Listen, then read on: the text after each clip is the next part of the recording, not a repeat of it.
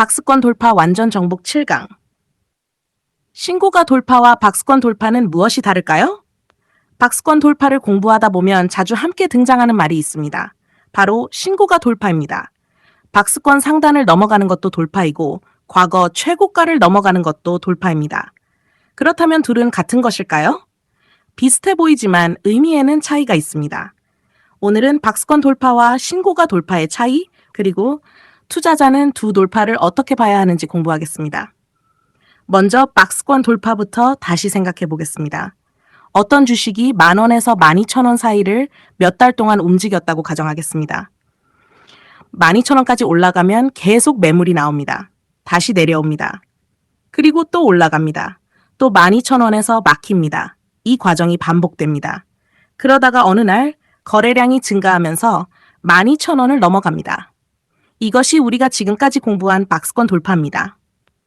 그런데 중요한 것이 있습니다. 12,000원 위에 과거 고점이 또 있을 수 있습니다. 예를 들어 몇 년 전에 15,000원까지 올라갔던 종목이라면 12,000원의 박스권을 돌파했다고 해도 아직 과거 최고가를 넘어선 것은 아닙니다. 즉, 박스권 돌파는 현재 만들어진 가격 범위의 상단을 넘어가는 것입니다. 이번에는 신고가를 보겠습니다. 신고가는 쉽게 말해서 이전의 중요한 최고 가격을 넘어 새로운 고점을 만드는 것입니다. 예를 들어 과거 최고가가 15,000원이었습니다. 주가가 오랜 시간을 거쳐 다시 15,000원까지 올라왔습니다. 그리고 강한 거래량과 함께 15,000원을 넘어섭니다. 15,500원, 16,000원, 새로운 가격으로 올라갑니다. 이것이 신고가 돌파입니다. 그렇다면 신고가 돌파는 왜 중요할까요? 아주 중요한 이유가 있습니다. 바로 위쪽에 과거 매물 부담이 상대적으로 줄어들 수 있기 때문입니다. 쉽게 생각해 보겠습니다. 주가가 10,000원입니다. 그런데 과거에 12,000원, 13,000원, 15,000원에서 주식을 산 투자자가 많이 있다고 가정하겠습니다. 이 사람들이 손실 상태로 오랫동안 기다렸습니다. 주가가 다시 올라오면 어떤 생각을 할까요? 본전만 오면 팔아야겠다. 이렇게 생각할 수 있습니다. 그래서 주가가 올라갈 때마다 과거에 물렸던 투자자들의 매물이 나올 수 있습니다. 그런데 주가가 과거의 중요한 초고가까지 넘어섰습니다. 상황이 달라집니다. 과거 가격 때문에 본전을 기다리던 매물 부담이 상대적으로 줄어듭니다. 그리고 시장은 새로운 가격 영역으로 들어갑니다. 그래서 강한 신고가 돌파는 시장의 관심을 크게 받을 수 있습니다. 하지만 여기에서 오해하면 안 됩니다. 신고가라고 무조건 좋은 것은 아닙니다. 신고가를 돌파하자마자 다시 급락할 수도 있습니다. 박스권 돌파와 마찬가지로 거래량, 종가, 돌파 이후 안착, 시장 상황을 함께 확인해야 합니다. 그렇다면 박스권 돌파와 신고가 돌파의 가장 큰 차이는 무엇일까요? 박스권 돌파에는 위쪽에 또 다른 매물이 남아있을 수 있습니다. 하지만 중요한 신고가를 돌파하면 위쪽에 과거 매물 부담이 상대적으로 적어질 수 있습니다. 이것이 큰 차이입니다. 예를 들어 보겠습니다. 어떤 종목이 10,000원에서 12,000원 사이의 박스권을 돌파했습니다. 현재 주가는 12,500원입니다. 그런데 차트를 길게 보니 과거에 13,000원, 14,000원, 15,000원에서 큰 거래가 있었습니다. 그러면 주가가 올라가면서 이 가격대에서 다시 매물을 만날 수 있습니다. 즉, 박스권 하나를 돌파했지만 위에 넘어야 할 산이 더 있는 것입니다. 반대로 오랜 기간의 최고가인 15,000원까지 넘어섰다고 생각해 보겠습니다. 그러면 차트 위쪽에는 과거 가격 저항이 상대적으로 적습니다. 이 때문에 신고가 돌파를 강하게 보는 투자자들이 많습니다. 그런데 더 흥미로운 경우가 있습니다. 박스권 돌파와 신고가 돌파가 동시에 나타나는 경우입니다. 예를 들어 주가가 오랜 기간 과거 최고가 바로 아래에서 박스권을 만들었습니다. 몇 달 동안 상단을 계속 두드립니다. 매물이 조금씩 소화됩니다. 거래량은 줄어듭니다. 주가는 크게 무너지지 않습니다. 그리고 어느 날 거래량이 크게 증가하면서 박스권 상단과 과거 최고가를 동시에 넘어섭니다. 이런 자리는 매우 관심 있게 볼 필요가 있습니다. 왜 그럴까요? 첫째, 박스권에 쌓여있던 매물을 소화했습니다. 둘째, 과거 최고가의 매물도 돌파했습니다. 셋째, 새로운 가격 영역으로 들어갈 가능성이 생겼습니다. 그리고 넷째, 신고가를 보고 들어오는 새로운 투자자들의 관심까지 붙을 수 있습니다. 특히 강한 주도주에서는 이런 모습이 나타날 수 있습니다. 처음에는 작은 박스권을 돌파합니다. 주가가 상승합니다. 다시 쉬어갑니다. 새로운 박스권을 만듭니다. 또 돌파합니다. 그리고 어느 순간 과거의 큰 고점까지 넘어섭니다. 신고가 영역으로 들어갑니다. 이런 과정에서 시장의 대표 주도주가 만들어지기도 합니다. 하지만 투자자는 여기에서도 냉정해야 합니다. 신고가라는 단어를 보는 순간 무조건 더 간다, 이렇게 생각하면 안 됩니다. 오히려 신고가 돌파가 실패하는 경우도 있습니다. 어떤 모습일까요? 신고가를 장중에 강하게 넘어섭니다. 많은 투자자가 몰립니다. 거래량이 폭발합니다. 그런데 주가는 긴 윗꼬리를 만듭니다. 그리고 종가는 다시 과거 고점 아래로 내려옵니다. 다음 날에도 매도세가 이어집니다.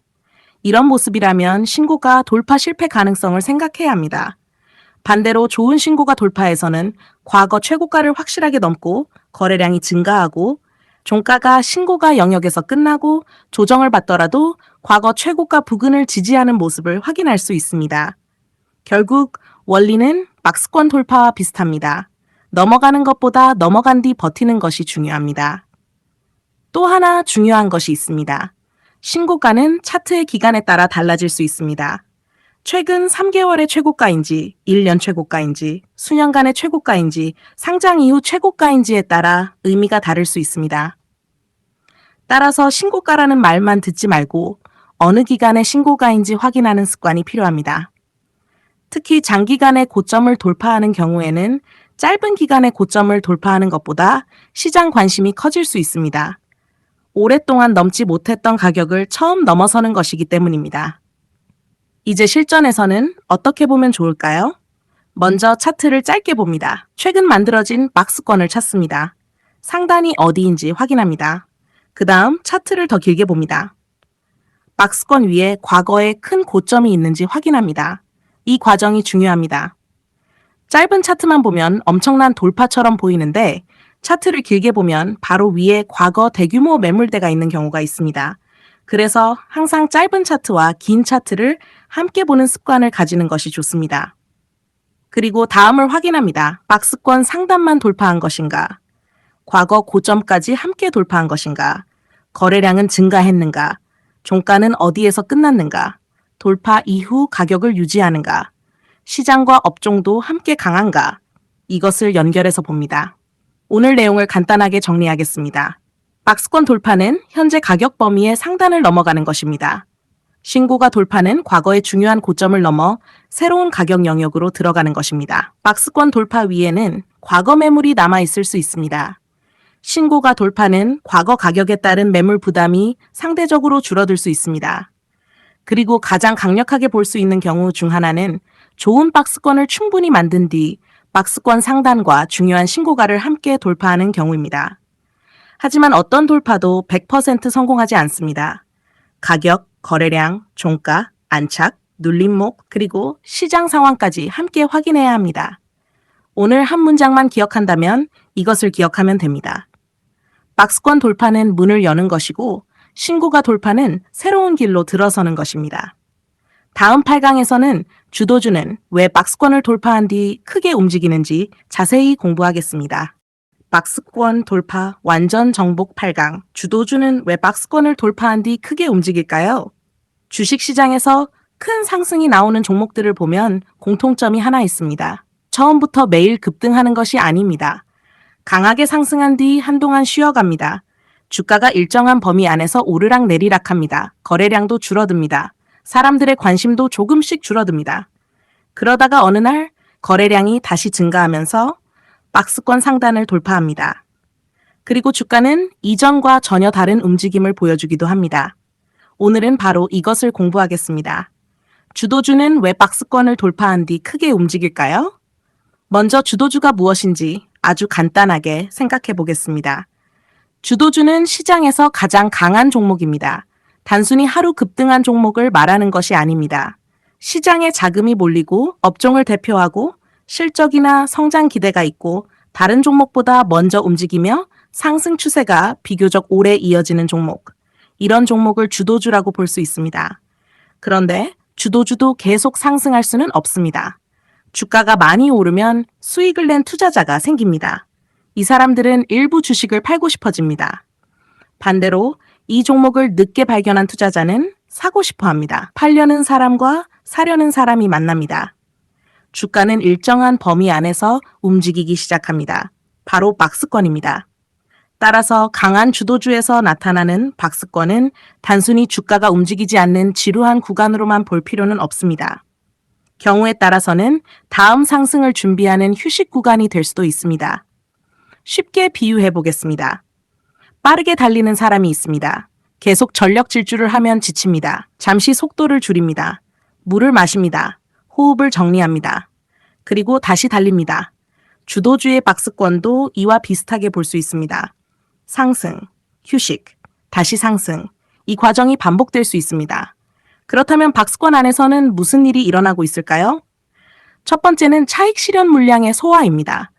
초기부터 주식을 가지고 있던 투자자는 이미 상당한 수익을 얻었을 수 있습니다. 주가가 올라오면 일부 물량을 팝니다. 그런데 중요한 것은 그 매물을 누군가가 계속 받아내고 있다는 것입니다. 매도 물량이 나오는데도 주가가 크게 무너지지 않습니다. 이런 모습은 관심 있게 볼 필요가 있습니다. 예를 들어 주가가 5,000원에서 10,000원까지 상승했다고 하겠습니다. 2배가 올랐습니다. 당연히 수익 실현 물량이 나올 수 있습니다. 그런데 주가가 8,000원까지 급락하지 않고 9,500원에서 10,000원 사이에서 계속 움직입니다. 매물이 나오는데도 가격이 크게 무너지지 않는 것입니다. 이것은 그 가격에서 주식을 사려는 수요가 존재하고 있다는 단서가 될 수 있습니다. 두 번째는 손바뀜입니다. 주식시장에선 주식을 가지고 있는 사람이 계속 바뀝니다. 낮은 가격에서 산 투자자가 수익을 실현합니다. 그리고 새로운 투자자가 그 물량을 받아갑니다. 이 과정이 반복됩니다. 박스권이 충분히 만들어지는 동안 낮은 가격에서 산 투자자의 물량이 줄고 더 높은 가격에서도 보유하려는 새로운 투자자가 들어올 수 있습니다. 이것을 흔히 손바뀜이라고 표현합니다. 왜 이것이 중요할까요? 낮은 가격에서 산 투자자는 조금만 올라도 큰 수익입니다. 그래서 매도 욕구가 클 수 있습니다. 하지만 최근 가격에서 새로 산 투자자는 생각이 다를 수 있습니다. 앞으로 더 상승할 것이라고 생각하고 들어왔기 때문입니다. 이런 손받침이 충분히 진행되면 박스권 위쪽의 매물 부담이 줄어들 가능성이 있습니다. 세 번째는 거래량 감소입니다. 좋은 박스권에서 자주 관찰되는 모습 중 하나입니다. 처음 박스권에 들어왔을 때는 거래량이 많습니다. 사고 파는 사람이 많습니다. 그런데 시간이 지나면서 거래량이 줄어듭니다. 주가는 크게 무너지지 않습니다. 이것은 무엇을 의미할까요? 팔고 싶은 사람이 점점 줄어들고 있을 가능성을 생각해 볼 수 있습니다. 물론 거래량 감소 하나만으로 좋은 박스권이라고 판단해서는 안 됩니다. 하지만 주가가 높은 위치를 유지하고 저점을 크게 깨지 않고 거래량까지 줄어든다면 매도 압력이 줄어드는 과정인지 관찰할 가치가 있습니다. 그리고 어느 순간 상황이 바뀝니다. 조용하던 거래량이 갑자기 증가합니다. 주가가 박스권 상단으로 올라갑니다.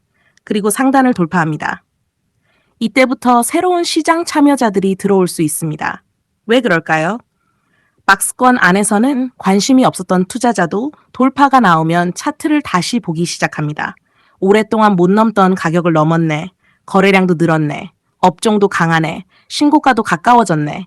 이런 생각을 하면서 새로운 자금이 들어올 수 있습니다. 즉, 박스권 안에서는 기존 매물을 소화하고 박스권 돌파에서는 새로운 매수세가 들어오는 것입니다.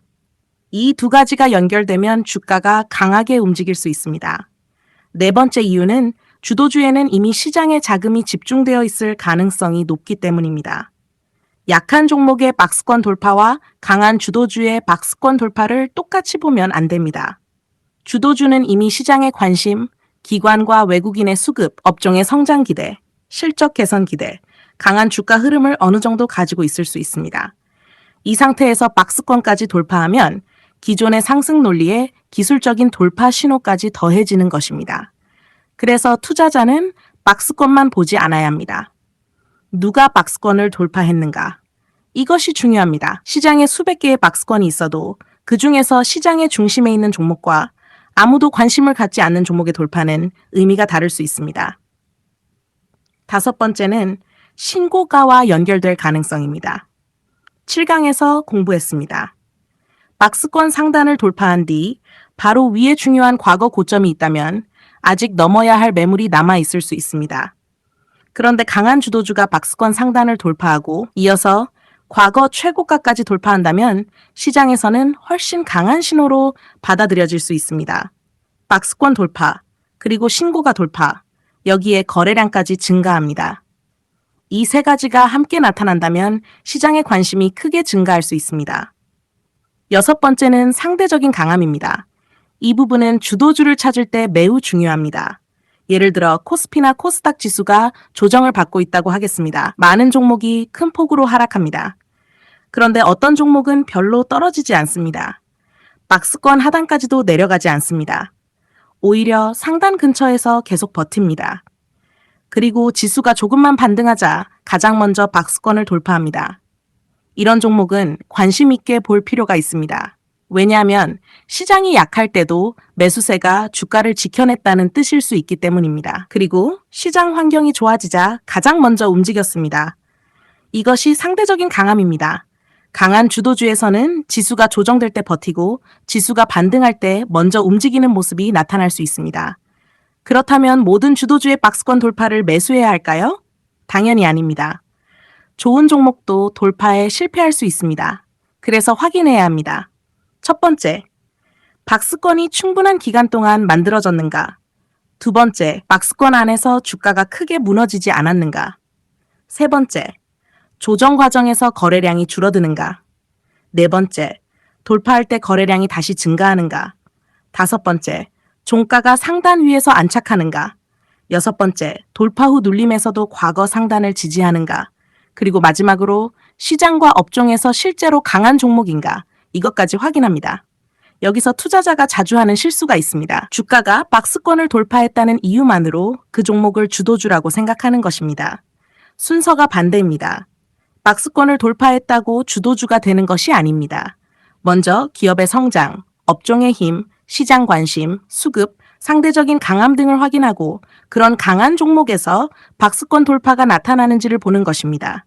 즉, 박스권 돌파는 주도주를 만드는 것이 아니라 이미 강한 종목의 힘을 확인하는 도구로 활용할 수 있습니다. 또 하나 중요한 것이 있습니다.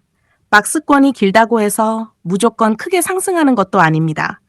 오랜 박스권이 상승 에너지 축적일 수도 있지만 기업의 성장성이 사라져 시장에서 잊혀가는 과정일 수도 있습니다. 그래서 차트만 보면 안 됩니다. 실적은 좋아지는가, 업종에 돈이 들어오는가, 기업의 성장 이야기가 살아있는가, 기관이나 외국인의 수급은 어떤가, 시장보다 강한가, 이것을 함께 봐야 합니다.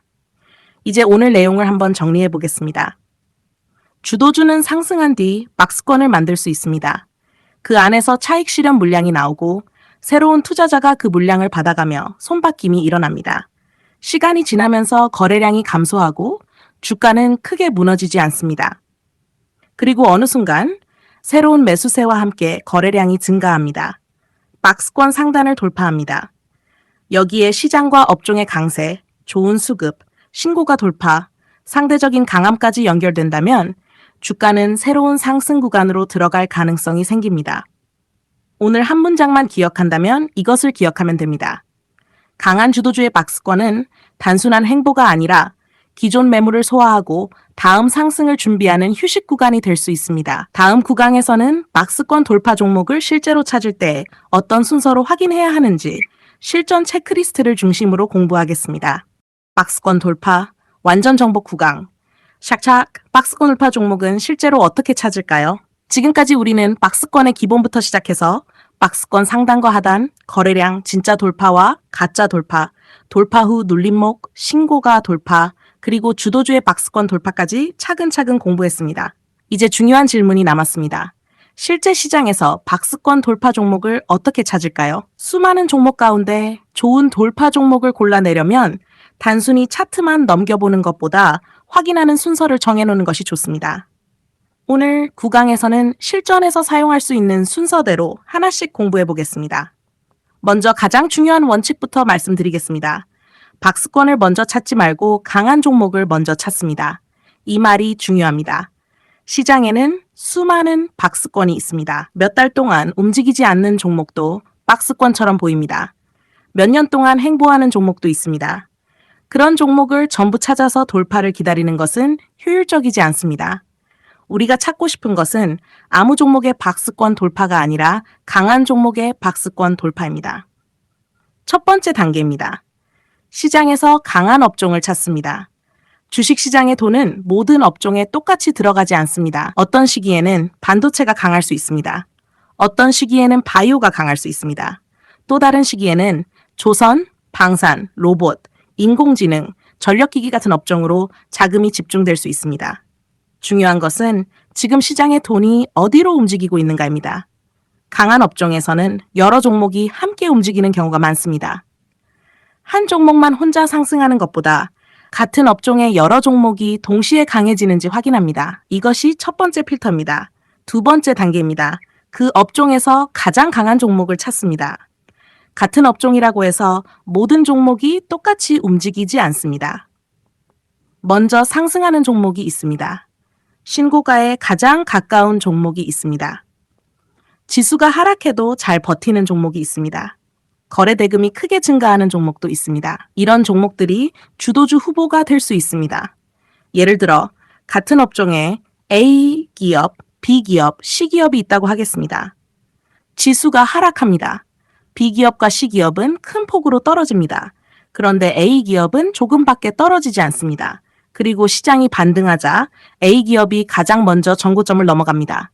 이런 종목은 상대적으로 강한 종목이라고 볼 수 있습니다. 세 번째 단계입니다. 이제 강한 종목의 차트에서 박스권이 있는지 확인합니다. 주가가 강하게 상승한 뒤 일정한 가격 범위에서 쉬고 있는지를 봅니다. 상단이 반복해서 막히고 하단에서는 반복해서 지지를 받으며 일정 기간 횡보하고 있는지를 확인합니다. 여기서 중요한 것은 박스권의 위치입니다.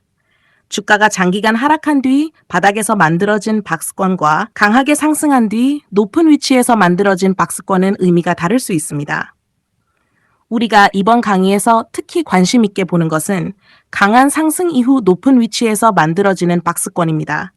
왜냐하면 이것은 상승 추세 속에 휴식일 가능성이 있기 때문입니다. 네 번째 단계입니다. 박스권 안에서 거래량을 확인합니다. 좋은 박스권에서는 시간이 지나면서 거래량이 줄어드는 모습이 나타날 수 있습니다. 처음에는 매도 물량이 많이 나옵니다.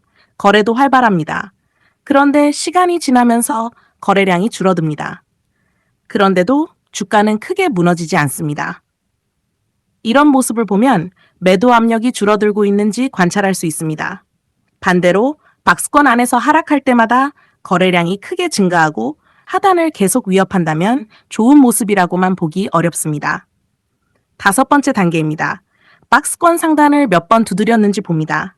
주가가 상단에 한 번 도달하고 내려온 것과 여러 번 상단을 두드린 것은 다르게 볼 수 있습니다. 첫 번째 도전, 실패합니다. 두 번째 도전, 또 실패합니다. 세 번째 도전, 이번에는 조금 덜 밀립니다. 그리고 저점도 조금씩 높아집니다. 이런 모습이 나타난다면 상단의 매물을 계속 소화하고 있는지 살펴볼 수 있습니다. 하지만 단순히 많이 두드렸다고 무조건 좋은 것은 아닙니다. 상단을 두드릴 때마다 점점 크게 밀린다면 오히려 매수세가 약해지고 있을 수도 있습니다. 그래서 상단 도전 횟수와 함께 조정의 깊이도 봐야 합니다. 여섯 번째 단계입니다. 이제 가장 중요한 순간입니다. 실제 돌파를 확인합니다. 상단에 거의 도달했다고 미리 돌파했다고 생각하면 안 됩니다. 상단을 실제로 넘어서는지 봅니다. 그리고 거래량이 평소보다 증가하는지 확인합니다. 주가가 상단을 넘고 거래량이 증가하고 종가가 상단 위에서 끝난다면 돌파의 신뢰도가 높아질 수 있습니다. 여기서 중요한 것은 장중 고가가 아닙니다. 오전에는 강하게 돌파했다가 오후에 밀리면서 박스권 안으로 들어올 수도 있습니다. 그래서 가능하면 종가까지 확인합니다. 일곱 번째 단계입니다. 위쪽에 무엇이 있는지 확인합니다. 이것을 놓치는 투자자가 많습니다. 박스권을 멋지게 돌파했습니다. 그런데 바로 위에 과거에 큰 고점이 있습니다. 대규모 거래가 있었던 매물대도 있습니다. 그러면 박스권을 돌파한 뒤에도 다시 저항을 받을 수 있습니다. 그래서 짧은 차트만 보면 안 됩니다. 최근 차트에서 박스권을 확인하고 차트를 길게 봅니다. 1년, 3년, 필요하다면 더 긴 기간도 봅니다. 과거의 중요한 고점이 어디에 있는지 확인합니다. 반대로 박스권 상단을 돌파하면서 장기간의 최고가까지 함께 넘어선다면 훨씬 흥미로운 자리가 될 수 있습니다. 7강에서 공부했던 박스권 돌파와 신고 돌파가 동시에 나타나는 경우입니다. 8번째 단계입니다. 돌파 이후를 확인합니다. 돌파했다고 분석이 끝나는 것이 아닙니다. 오히려 이때부터가 중요합니다. 돌파 다음 날에도 상단 위에서 버티는가, 조정을 받으면 상단 부근에서 지지되는가, 눌림목에서 거래량이 줄어드는가, 그리고 다시 상승할 때 거래량이 살아나는가, 이것을 확인합니다. 좋은 돌파는 과거의 저항을 새로운 지지로 바꾸는 경우가 많습니다. 반대로 가짜 돌파는 상단을 넘어갔다가 다시 박스권 안으로 빠르게 들어오는 경우가 있습니다. 9번째 단계입니다. 지수와 비교합니다. 이것은 주도주를 찾는 데 매우 중요합니다. 지수가 강하게 상승하는 날에는 많은 종목이 올라갑니다. 그래서 종목의 진짜 힘을 구별하기 어려울 수 있습니다. 오히려 시장이 흔들릴 때 잘 관찰해 봅니다. 지수는 크게 하락하는데 종목은 버티는가? 지수는 아직 전고점 아래인데 종목은 먼저 전고점을 돌파하는가? 시장이 조금 반등했는데 종목은 박스권을 강하게 돌파하는가?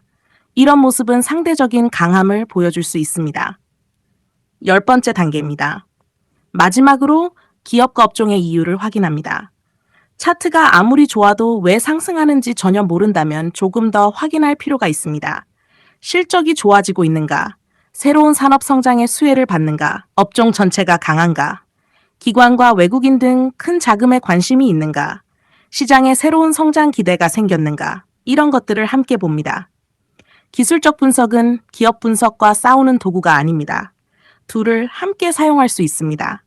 기업과 업종에서 좋은 종목을 찾고 차트에서는 언제 시장의 힘이 실제로 움직이기 시작하는지 확인하는 것입니다. 이제 실전에서 사용할 수 있도록 순서를 아주 간단하게 정리하겠습니다. 첫째, 강한 업종을 찾습니다. 둘째, 그 안에서 가장 강한 종목을 찾습니다. 셋째, 높은 위치에서 좋은 박스권을 만드는지 봅니다. 넷째, 박스권 안에서 거래량이 줄어드는지 봅니다. 다섯째, 상단을 반복해서 두드리는지 확인합니다. 여섯째, 거래량과 함께 실제 상단을 돌파하는지 봅니다. 일곱째, 종가가 상단 위에 안착하는지 확인합니다. 여덟째, 위쪽에 과거 매물이 있는지 확인합니다. 아홉째, 돌파 후 눌림목에서 상단을 지지하는지 봅니다. 열째, 시장과 업종, 기업의 힘이 뒷받침되는지 확인합니다. 이 순서를 반복하면 차트에서 단순히 선을 하나 긋고 돌파를 찾는 것보다 훨씬 체계적으로 종목을 볼 수 있습니다. 그리고 꼭 기억해야 할 것이 있습니다. 돌파 종목을 많이 찾는 것이 목표가 아닙니다. 좋은 돌파를 찾는 것이 목표입니다. 하루에 수십 개를 찾을 필요가 없습니다. 좋은 업종, 좋은 종목, 좋은 박스권, 좋은 거래량, 좋은 돌파. 이 조건이 함께 나타나는 종목을 기다리는 것입니다. 특히 초보 투자자라면 돌파 직전에 미리 예측하는 것보다 확인하는 연습부터 하는 것이 좋습니다. 상단을 실제로 돌파했는가? 거래량이 들어왔는가? 종가가 안착했는가? 다음날 버티는가? 눌림목에서 지지하는가? 하나씩 확인합니다. 모든 돌파를 잡으려고 하면 마음이 급해집니다. 하지만 기준을 가지고 기다리면 사지 말아야 할 종목도 조금씩 보이기 시작합니다. 투자에서 중요한 것은 좋은 종목을 찾는 능력뿐 아니라 좋지 않은 자리를 걸러내는 능력이기도 합니다. 오늘 내용을 정리하겠습니다. 박스권 돌파 종목을 찾을 때는 차트부터 무작정 찾지 않습니다. 먼저 시장을 봅니다. 업종을 봅니다. 강한 종목을 찾습니다. 그 다음 박스권을 봅니다. 거래량을 봅니다. 상단 돌파를 확인합니다. 종가를 확인합니다. 과거 고점을 확인합니다. 눌림목을 확인합니다. 마지막으로 기업과 수급까지 연결합니다. 오늘 한 문장만 기억한다면 이것을 기억하면 됩니다. 좋은 박스권 돌파는 차트에서 우연히 발견하는 것이 아니라 강한 업종에서 강한 종목을 좁혀가며 찾아내는 것입니다. 다음 10강에선 박스권 돌파 완전 정복의 마지막 시간으로 좋은 돌파를 판단하는 최종 체크리스트와 실전 투자 원칙을 총정리하겠습니다.